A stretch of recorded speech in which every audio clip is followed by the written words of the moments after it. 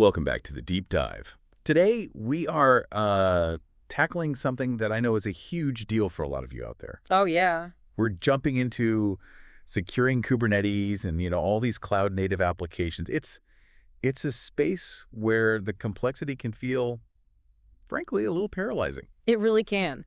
And for this deep dive, we're focusing our sources on one specific project, the StackRox Kubernetes security platform. It's open source, which is always interesting. Right. And our mission today is really to peel back the layers and figure out how it manages to, unify all these different security checks, because that's the big claim unification. Okay, so let's start right there with the core problem. Hmm. Because the sources are pretty blunt about what security teams are dealing with. It's this idea of manually stitching together checks. Exactly. I mean, think about it. You've got your image scanner over here, your cluster configuration tool over there, and then a totally separate runtime monitor sending you alerts. And you're the one in the middle trying to connect the dots. You are. And it's not just tedious, it's slow. And that lag creates gaps an attacker can just walk right through. You're constantly trying to balance moving fast, which is the whole point of Kubernetes with all these internal policy demands. So StackRox wants to be that single source of truth. That's a massive claim in this ecosystem, comprehensive security. So what's the actual scope here? How does it even begin to pull all that together? Well, what's really interesting is how deliberate it is. It's not trying to boil the ocean. It focuses very specifically on Kubernetes and containers, but across the entire life cycle. The whole thing, from build to runtime. From build to runtime. It's not just scanning code. It's not just watching the network. It's building this dynamic security profile that evolves as the application moves from a developer's laptop all the way into production. Okay, so that idea of a dynamic profile must come from pulling in data from different places. Our sources cite three main streams. Let's break those down. Yeah, this is the core mechanism. So first, it pulls data directly from container images. Right, the stack analysis part. Exactly. Your standard stuff, scanning for known vulnerabilities, checking package versions, looking for, secrets accidentally baked into an image layer. The classic pre-flight check. Okay, what's stream number 2? The second, and you can't do this without it, is data from the Kubernetes APIs. Ah, okay. This gives you all the context. It's the desired state of your cluster. It's reading your deployment files, your service configurations, your network policies, your RBAC rules, everything that defines how your application is supposed to behave. Okay, let me stop you there, because this feels like where the magic starts to happen. A normal scanner, a separate tool, it might just tell me, hey, this image has a vulnerable library. Right, a CVE report. Yeah, but that scanner has no idea if that container is supposed to run with, God mode root privileges, or if it's locked down in a super restrictive sandbox. That is the perfect way to put it. The API data provides the context of privilege. It answers the real risk question, which is, okay, if this thing gets compromised, what's the blast radius? But you still need that third stream to know what's actually happening, and that is data from runtime activity inside the clusters. So you've got what the code is from the image, what the orchestrator is told to do from the API, and then what the app is really doing in real time. Yes. And all three of those streams feed this central policy engine. And the policies aren't just, abstract ideas. They are concrete rules that can combine all three data types. Can you give me an example of a rule like that? Sure.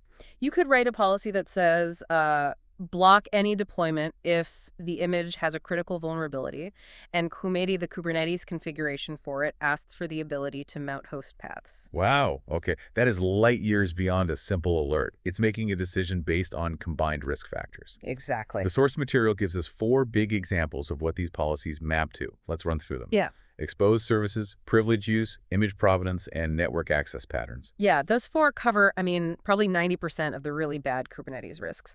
Let's start with image provenance. This is more than just knowing an image came from Docker Hub.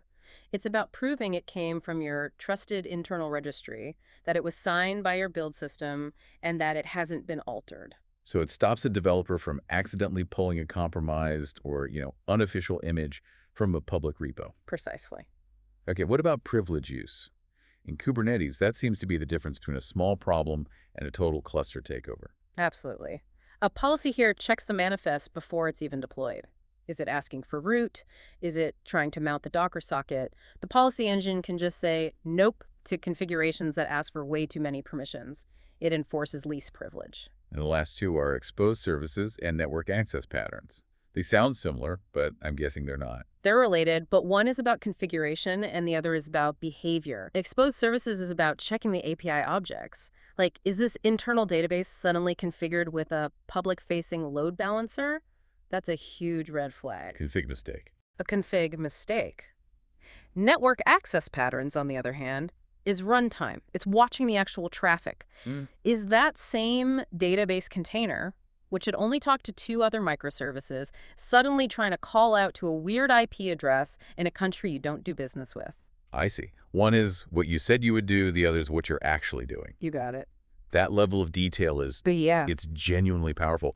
But I have to play skeptic for a second.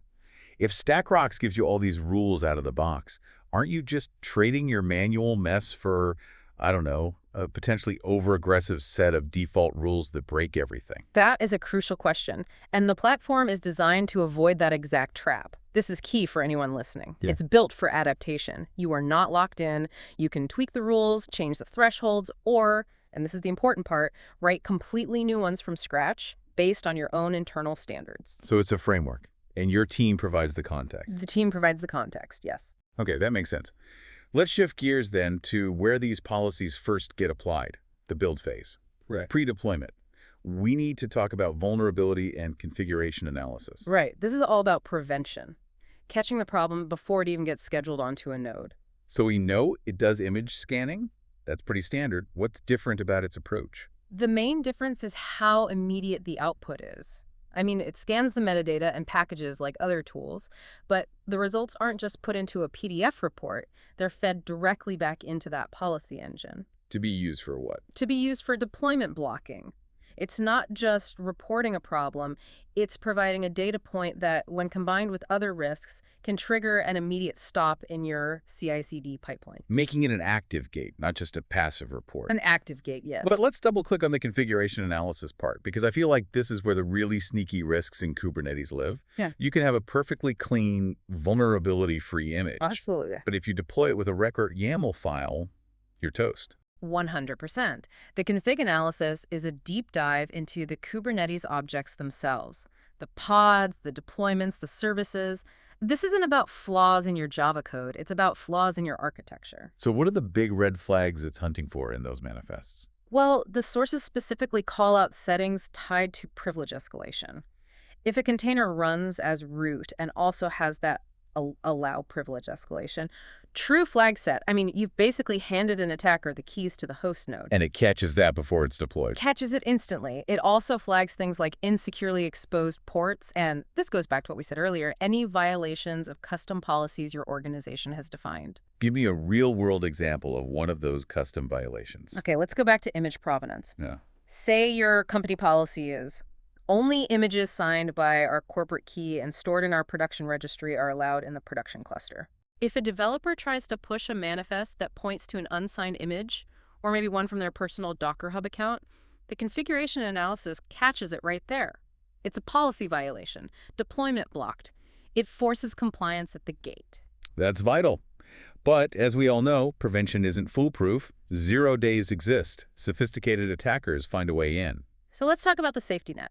Runtime visibility and enforcement. What happens when the application is actually running? Right, so this is where the platform shifts gears. It goes from static analysis to dynamic observation. It uses what they call runtime telemetry. It's all about figuring out what normal looks like for your application and then detecting anything that deviates from that baseline. Okay, telemetry. What is it actually watching? You can't just stick a heavy agent inside every single container, can you? The performance hit would be huge. That's the engineering challenge, for sure. And the solution usually involves something really efficient, often at the kernel level, like eBPF, that can observe behavior without a lot of overhead. And it's watching 3 key things: process activity, network connections, and API interactions. Okay, so if I have a simple web server container, its normal process activity should be, what, Nginx and maybe a log forwarder. Exactly. So if that container suddenly spawns a bash shell or tries to run a crypto miner, that's an immediate, massive red flag. The process activity is a dead giveaway. Or a more subtle one. Imagine a service that only ever reads config files. If it suddenly tries to write to one of those files or tries to mount a new volume, that's not normal. That could be an attacker trying to move laterally. so the detection is behavioral. It's not looking for a known virus signature. It's looking for a deviation from the norm. Precisely. It's flagging behavior that doesn't match the profile it's built from all that historical data. Okay, now for the part that always makes me nervous. Runtime enforcement.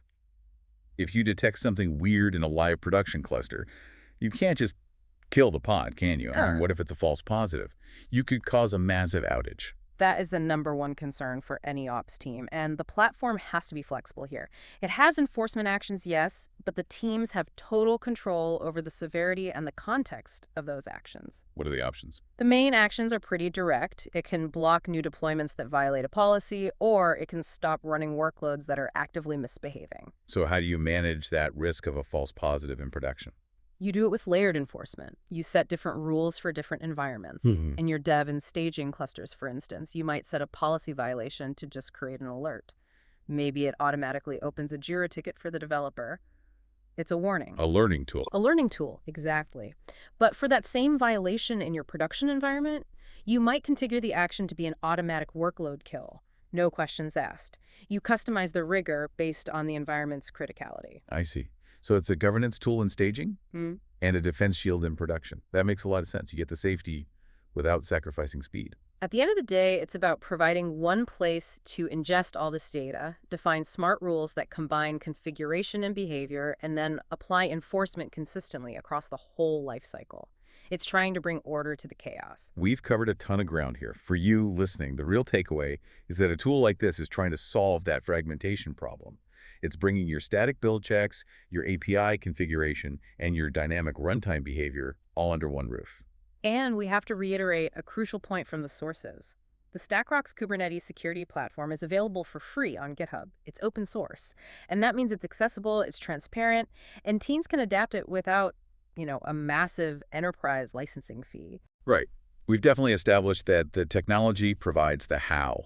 It's a platform to ingest data from those three streams and enforce rules. It's a really impressive piece of engineering. But the crucial work for any security team remains the what. We saw that you can define these really abstract policies, things like image provenance or network access patterns. The tool gives you the ability to stop unexpected behavior.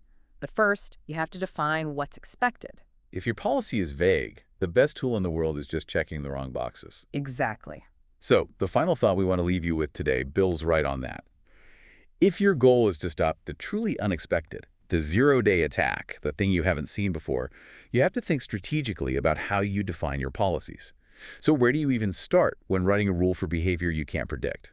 Do you focus on the known low-hanging fruit, or do you try to map out every possible attack path in your environment to preemptively block it? That's the strategic challenge that's still there, even with a unified tool like this. It's the constant evolution of defense, just powered by better tools. We hope this deep dive gave you the fast track you needed. Thanks for joining us for the deep dive. We'll catch you on the next stack of sources.